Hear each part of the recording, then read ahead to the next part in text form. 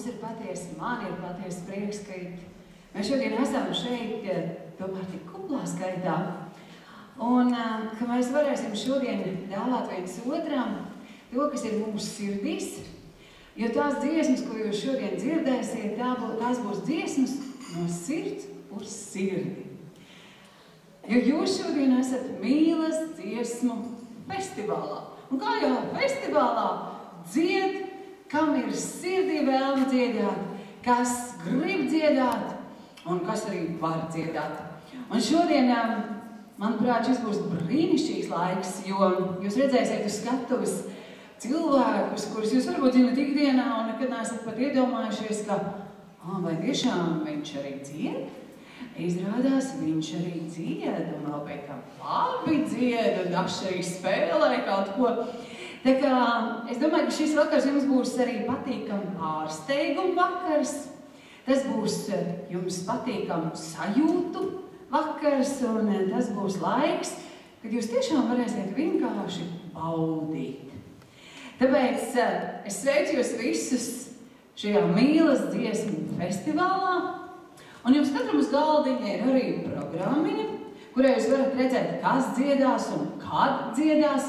Vēlams būt iet ārā, tad, kad tu saproti, ka tavs favorīts šajā brīdī nedzied, varbūt. Bet klausīsimies visus, baudīsim visus, tāpēc, ka katrs no viņiem ir tiešām īpašs un burvīgs.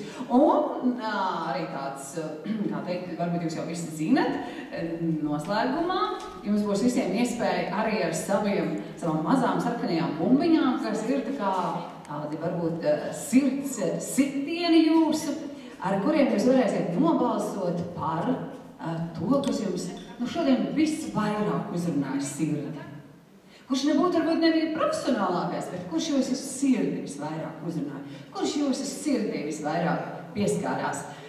Tāpēc baudīsim šodienu, baudīsim šo vakaru, un lai mums visiem ir jauks un mīļš šis laiks. Un kā pirmo dalībnieci es gribu aicināt šeit uz skatuves noteikti cilvēku, kur jūs ļoti, ļoti labi ziniet, jo noteikti esat jau arī viņu dzirdējuši, un mēs nevarējām darīt savādāk kā teikt, lai viņi nāk pirmā. Un tā ir Kristene Cīrula ar Amenetes dziesmu.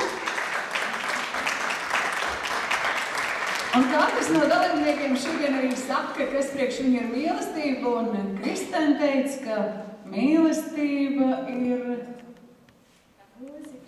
mūzika. Tieši tā. Tad baudīsim mūziku un dziesmu Kristenes izpildījumā.